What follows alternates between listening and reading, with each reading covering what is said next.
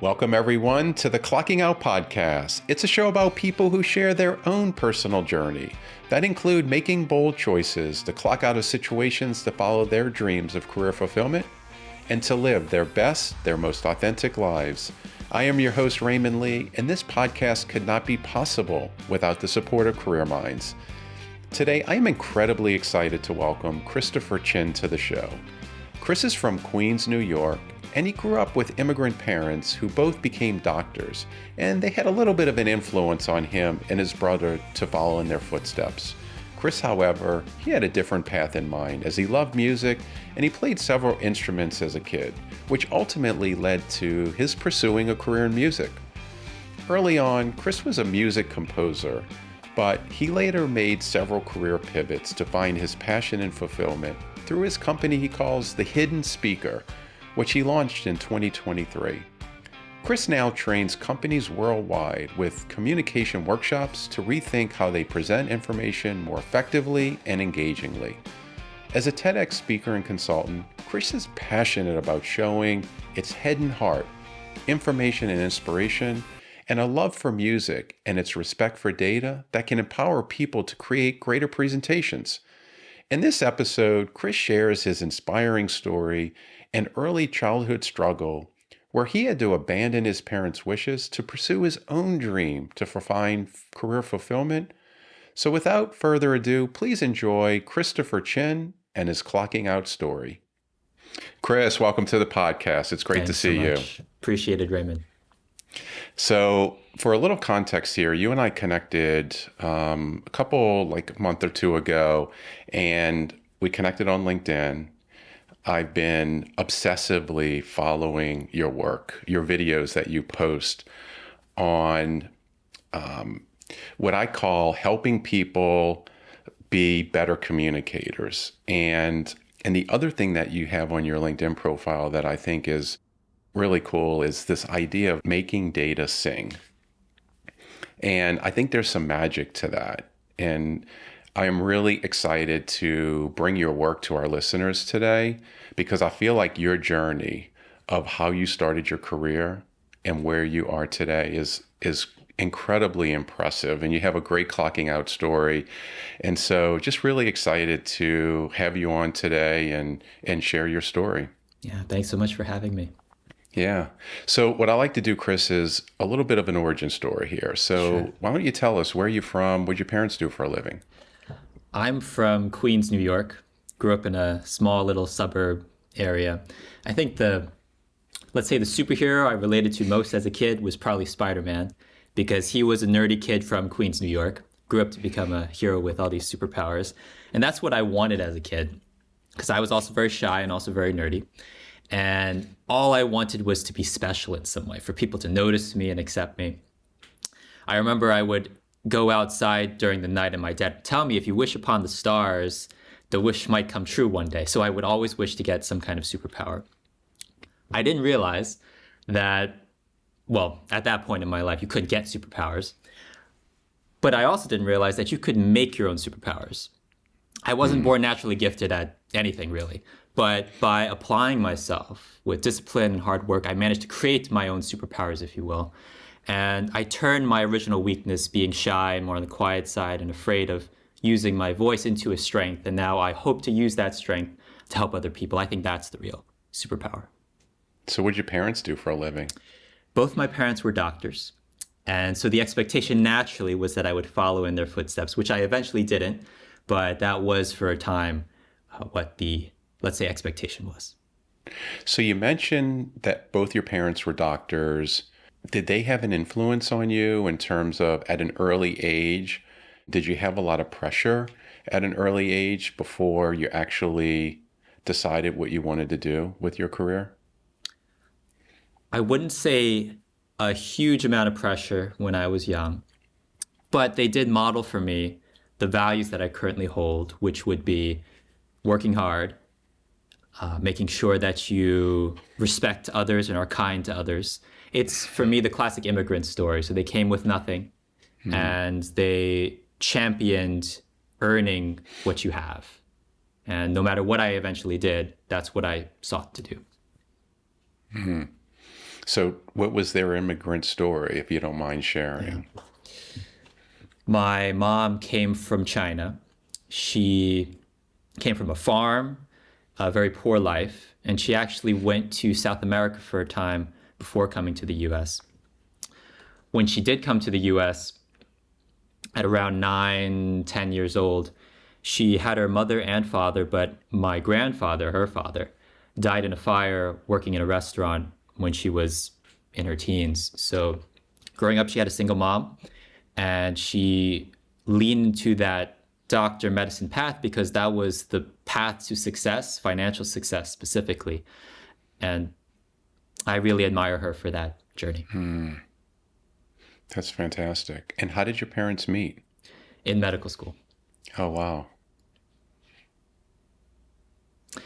No classic beautiful story there, except they were friends at first for a while, and then after a time they got closer, went on a trip together, and then the rest is history.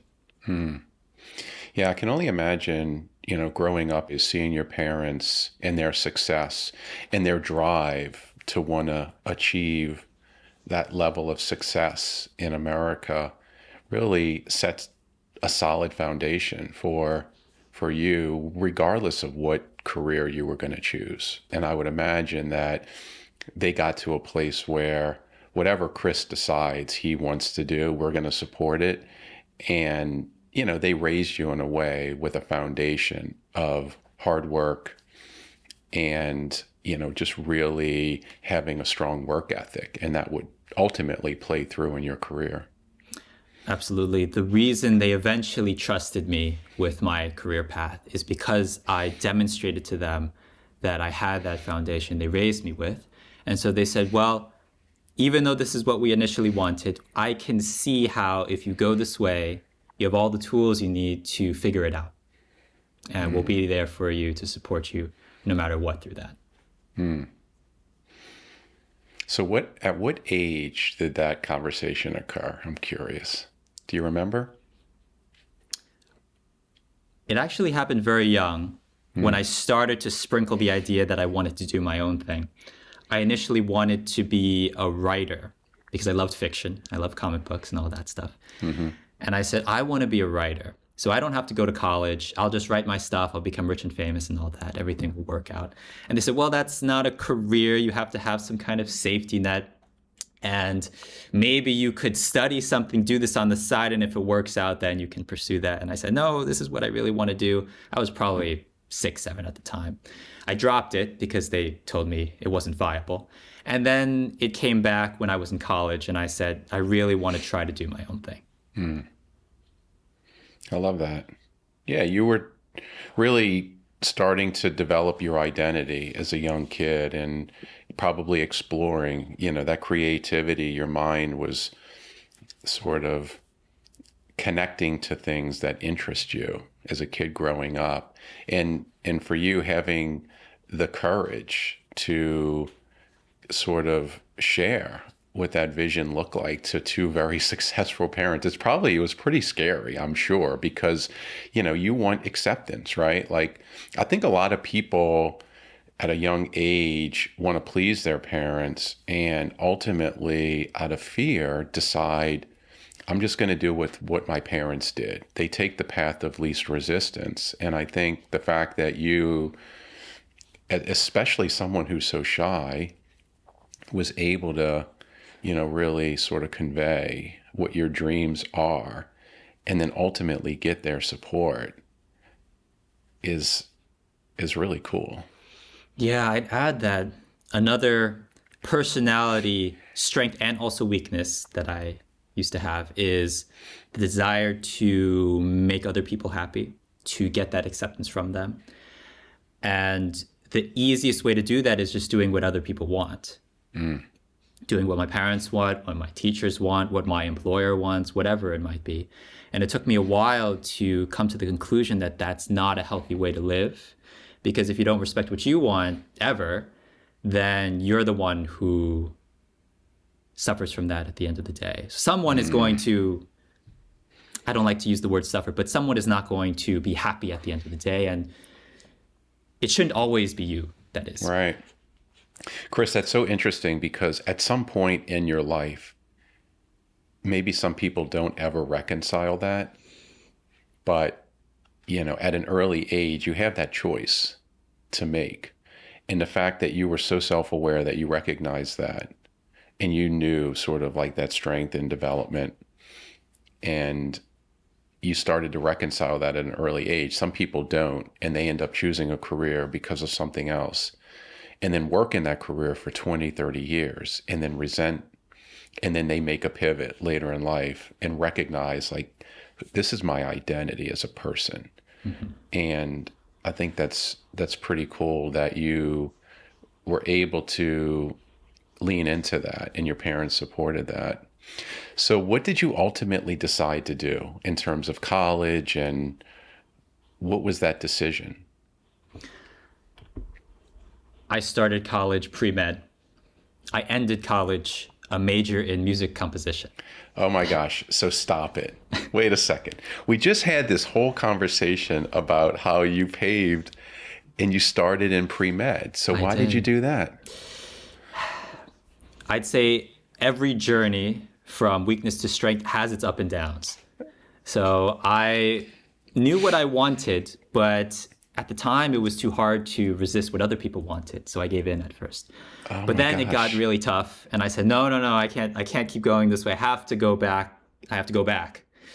And I made the decision, the very difficult decision, to oppose what I was going to do in pre-med and do what I dreamed to do, which was music composition. Wow.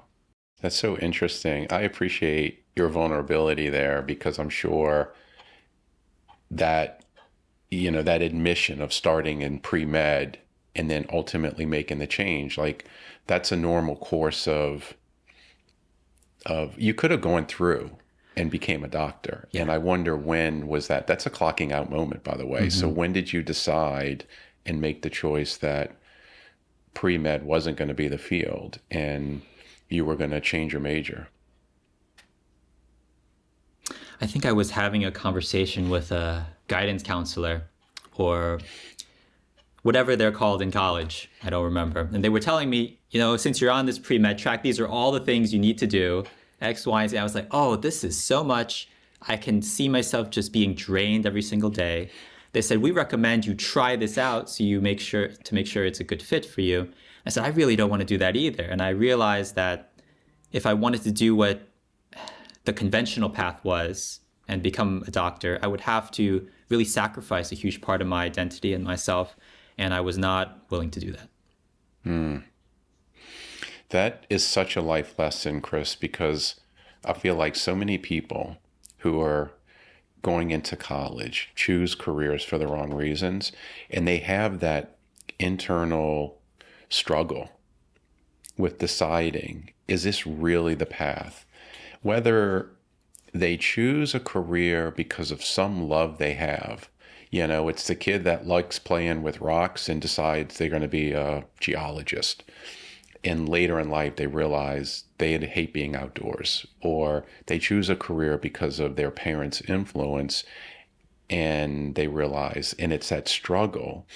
And kudos to you for recognizing that really your passion was music, and you ultimately chose that path. And so what discipline did you end up sort of pursuing? To add on to the idea that there are a lot of ups and downs in the journey, I graduated with a degree in music composition.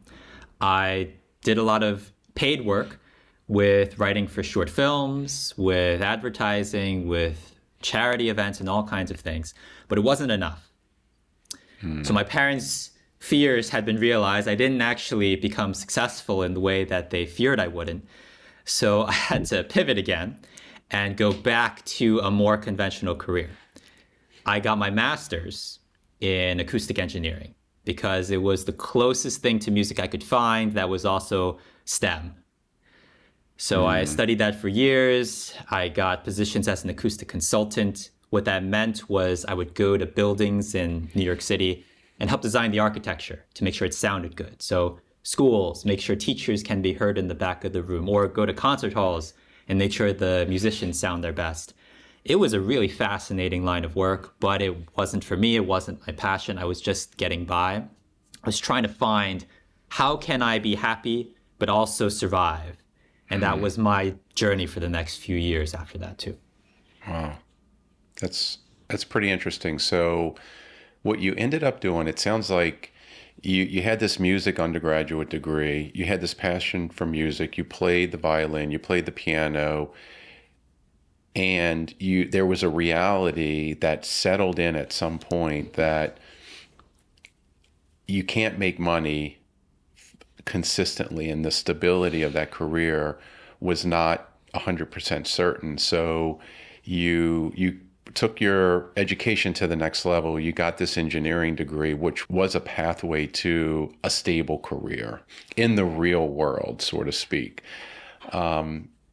Which is okay, right? Like when you think about experience and ultimately what you're doing today, I can only imagine that this foundation of the work that you were doing in helping developers figure out like the engineering around the work that you're doing in commercial buildings in New York is the foundation for what you're doing today. Absolutely. I wouldn't be doing what I do today, which is teaching tech professionals how to communicate effectively, if I didn't go into STEM and find that this was a huge gap within the industry. Yeah. So tell me more about the work that you were doing. Like this is fascinating. Like what kind of experience did you get in terms of the work that you were doing with the engineering design? It was some of the coolest work I have ever done in my life, all the jobs I've held, because I was like a superhero. I was like Batman, basically on the rooftops in New York City, taking acoustic measurements and making sure the sound was going in the places that we wanted it to. It was fascinating to learn about all that and execute it in the real world and get paid for it. I, to this day, think it's a job I would recommend to all my musician friends if they wanted to do a similar, let me find a financially sustainable solution path. So you chose Batman, so you migrated away from Spider-Man. Yeah. I found someone else. That's great. Were there any negatives about the work that you were doing that you didn't like? The reason I eventually left acoustic engineering to go somewhere else was I felt I wasn't really building things as I thought I would with an engineering degree. I was really just advising people how to build things. I wanted to build things. So I found a new career path after acoustic engineering in tech and the data world, computer science, where you could literally build something in seconds and it would work. I found that so rewarding. I pivoted, learning on my own how to code and all that stuff. And the next job I held was at the Department of Transportation, where it was called a data journalist. So I would analyze all the data within the department and then tell stories about it for the public to consume. It was a perfect blend of my storytelling, creative leaning, and also my technical expertise I had developed. So I was like, wow, this is exactly what I was hoping I'd find.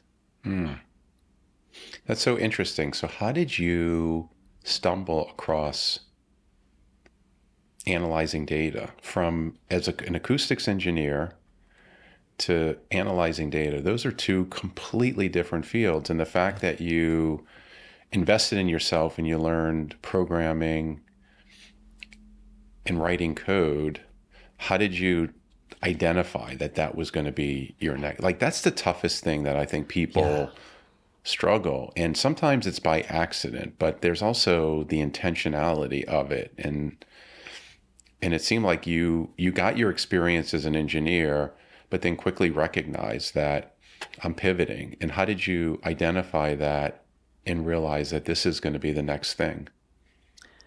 It was an accident for me. I was doing my thesis work for my master's, and I wanted to do something different than the usual acoustic stuff. I have a passion for environmental causes as well. So I said, how can I combine my environmental passion with my acoustics knowledge? And I discovered that there's this huge subdiscipline called bioacoustics, where environmentalists will go into the field. They have microphones in the ocean just constantly recording, and they pick up animal sounds. So the problem statement is, if we can detect endangered species with these microphones, we can see where they are and maybe help them out. So I decided to use my acoustics knowledge based on those microphones and the recordings with the new data knowledge I learned on my own to create AI algorithms, essentially, that would detect those endangered species and help out these scientists. And that was my pride and joy as an acoustician. That's how I discovered the wonderful world of data that I eventually spent years of my career in. So ultimately, this new path, you realized that there was research connected to this work. And in order for the scientists to innovate what they needed to innovate in order to solve this problem, you realized that data was the key, but synthesizing data in a way that could tell a story, a meaningful story, that's where you that's where you wanted to lean into that next opportunity. Is really the storytelling that's connected to data analysis. Exactly. That's how I searched for postings eventually for data journalism, which I found was another subdiscipline where you take all this data and then you write stories about it. Typically, roles like that are in newsrooms. So they analyze data, tell the public about stories. But I found this very special position in the Department of Transportation. It was a fellowship, and it was a wonderful opportunity to learn because it was educational, but also get paid and also make sure this was the thing I wanted to commit my career to. And I loved it.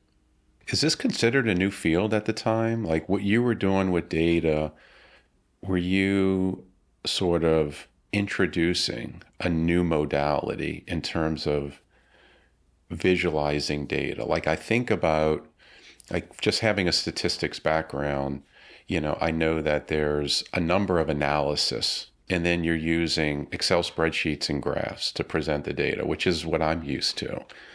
But it sounds like you are introducing a completely new element to it that is much more dynamic, and it connects with whoever's consuming it in a way that may even elicit some emotion.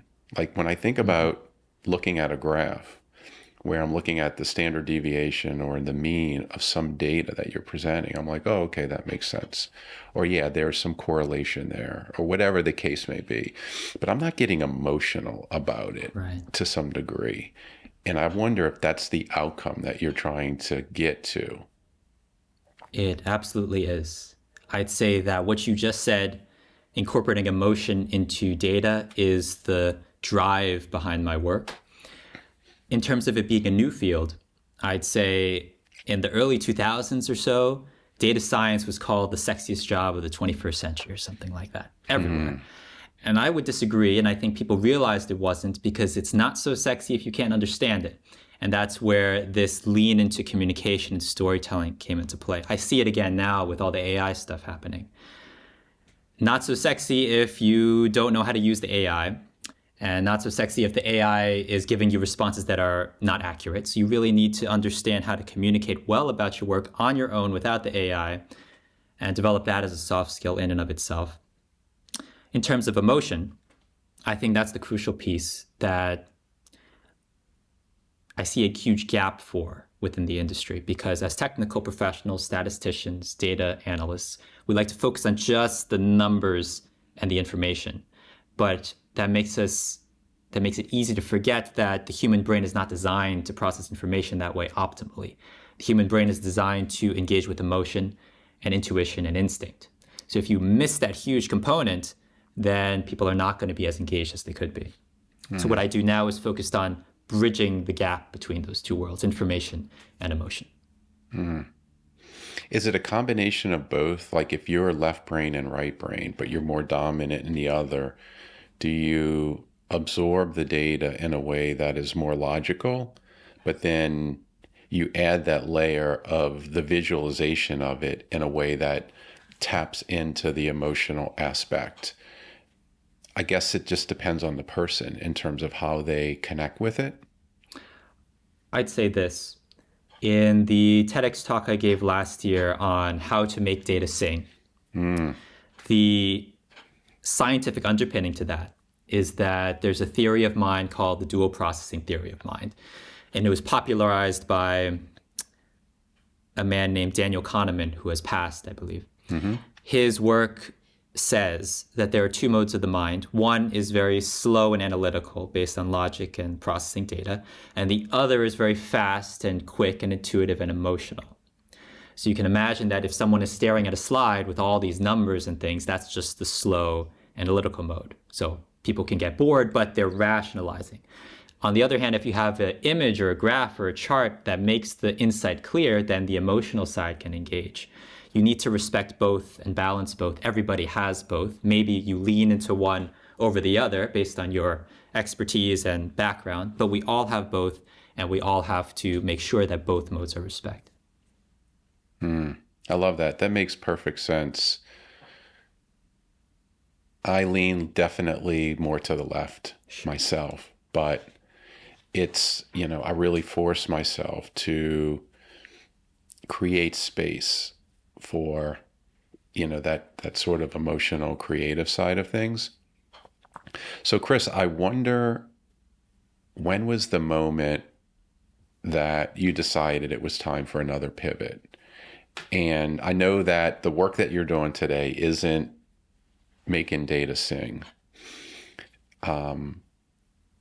Was there a defining moment when you decided that it was time to make another career pivot? And what did that look like? I remember having worked in the industry for years as a data analyst, data scientist, data visualization engineer.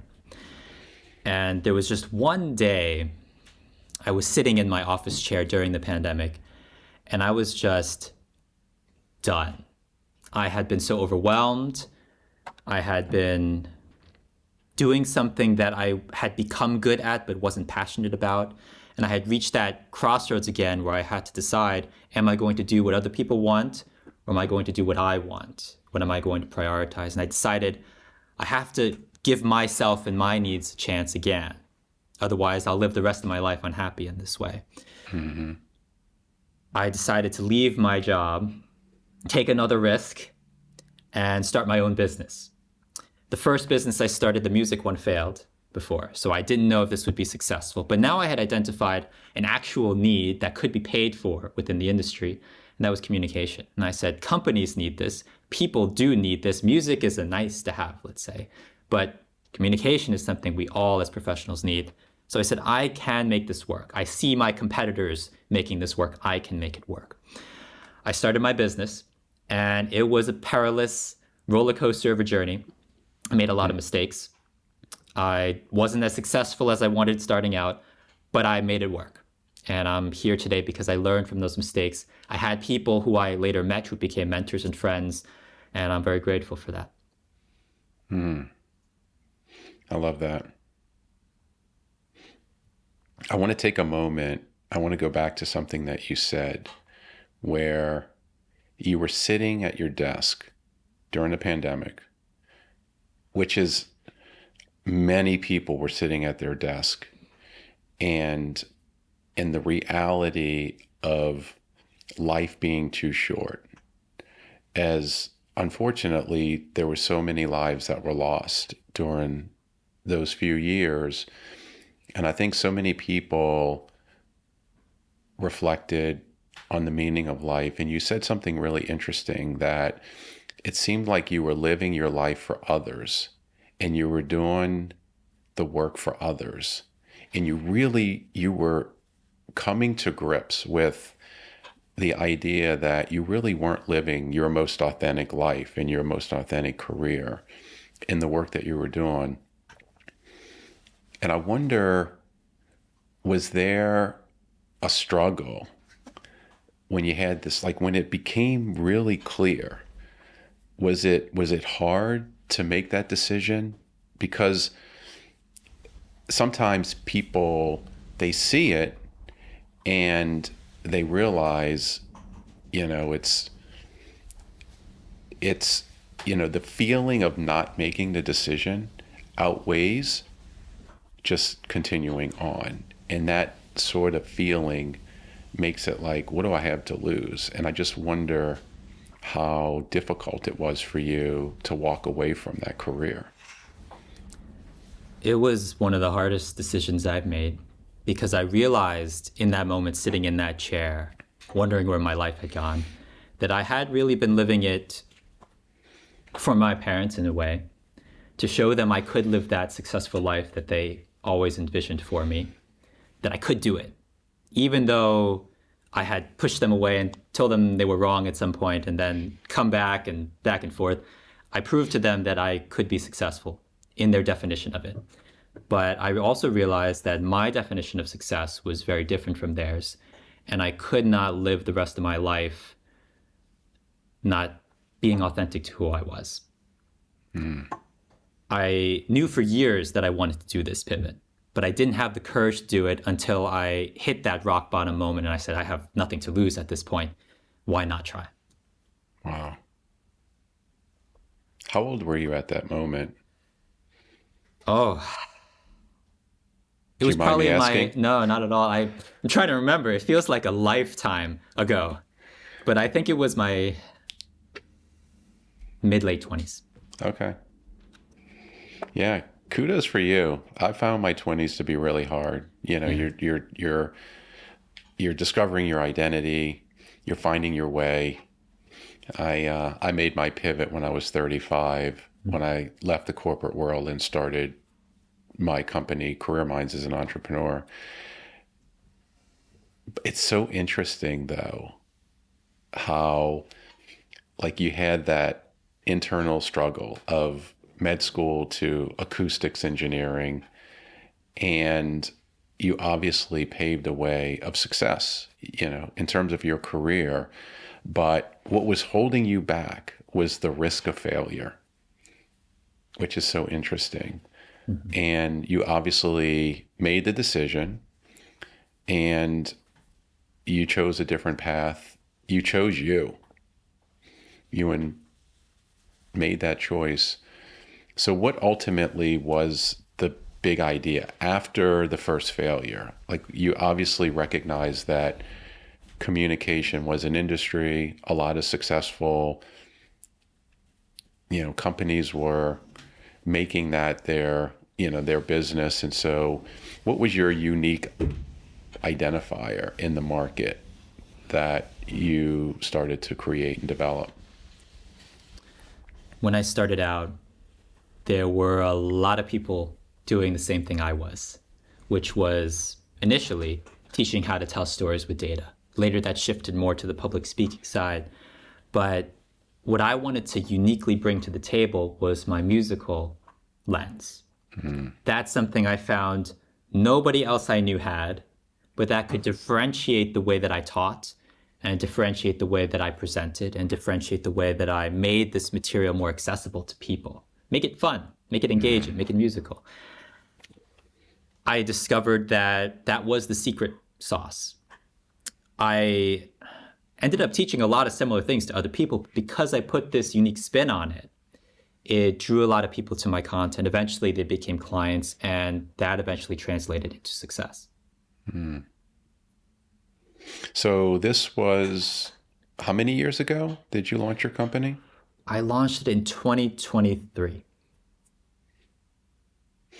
So tell me about the business in general. Like, who are you selling to?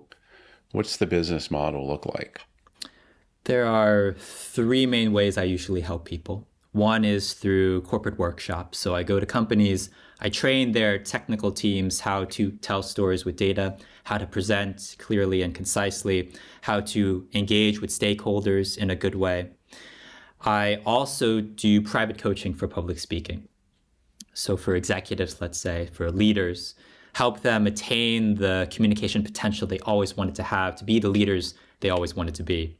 And lastly, I have an online community for public speaking. This is designed for people who want to start learning at a more accessible price point within a supportive community. And I found the combination of those three options for all those different audiences was a perfect way to form the pie of the business. Love that. So Now you're several years in. I wonder if there was ever a moment after you started. You talked about it being very turbulent, lots of up and downs. Did you ever have a moment where you were sitting there and you said to yourself, I'm going to go back to doing what I was doing, where you almost made the decision to tap out? Several times, yes. There were several times when my business was not doing well sustainably, and I said, if it keeps going like this, then I'm going to have to go back. So I entertained that idea. I never eventually did because things picked back up again. I had to be more okay with the instability of earning money as a solo entrepreneur. Mm-hmm. And I'm glad I didn't go back, because then I wouldn't have seen how it would have grown in those years since. Yeah, good for you. It's really hard in those early years. That I oftentimes tell people, like, when you make the choice to do something radically different, especially if you're on your own and you're having to sort of pave your way, trusting the process, like really trusting that what you planned in the beginning may not ultimately be what you're doing. But if you make the choice and you have a growth mindset where you know that not every decision you're going to make is going to lead to success, like you will have failures, you're going to learn, you have to be willing to be agile and pivot. And as long as you have that combination of those three sort of behaviors of growth mindset, pivoting when necessary, and then trusting that if you keep working at it, ultimately you're going to find success. If you make the choice and you keep doing the same things that you're doing over and over again, it's like Einstein's quote, and you're expecting a different outcome, yes, you're going to fail. But you have to be willing to learn and adapt and continue to grow.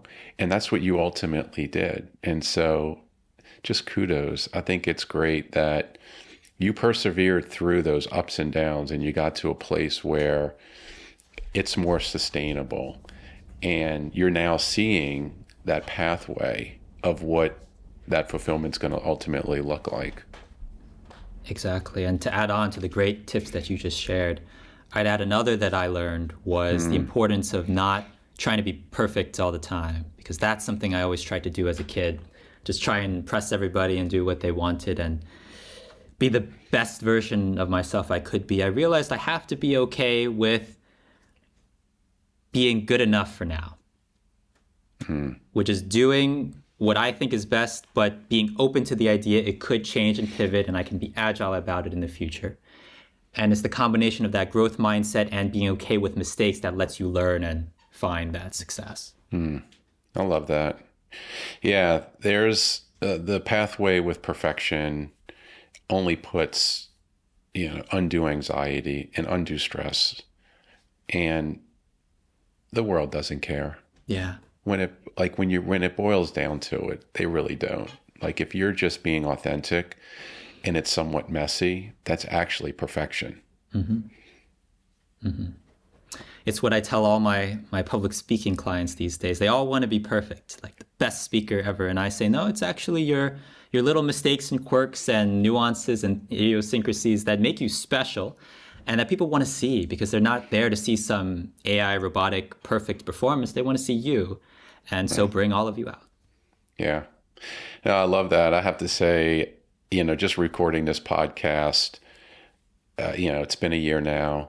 And while it's messy, I have lots of things going on, and, I've come to the realization that, this is a journey for me as well. And having meaningful conversations that connect and are relatable to one person is really what makes me happy, And so as long as I'm doing that, the pathway of getting there, it is what it is, and I'm going to continue to learn and grow. And so I struggled with that perfection. So I appreciate you sharing that tip. I love that. And I love what you said about just focusing on the one person you can help. It's what I also tell my public speaking clients, that if you're speaking, don't speak to the crowd and the mass of faces. Speak to one person at a time, because that's the one person you're helping every moment of the way. And that makes it more of an intimate conversation with you too. So everybody feels more comfortable in the end. So, Chris, the work that you're doing is impacting people's lives.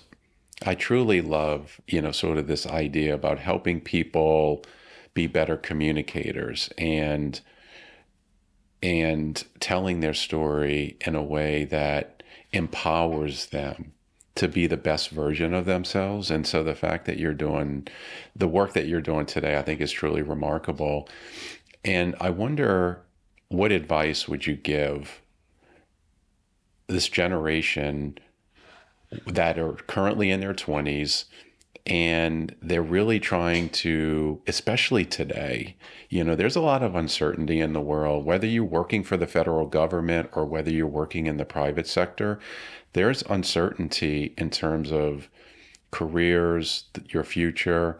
And if you're someone like yourself, where you were sitting in your desk at the pandemic, where you're contemplating making a pivot, like what advice would you give people to sort of help them to see their potential and then give them the courage to lean into making a change?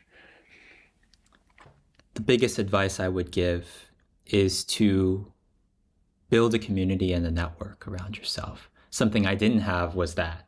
And that's why my experience, every career shift and pivot, was so difficult and challenging. And I wanted to give up so many times. But if you have people who are around you and support you, then you can't lose, because then they might have connections to future jobs for you. They might have recommendations, different perspectives.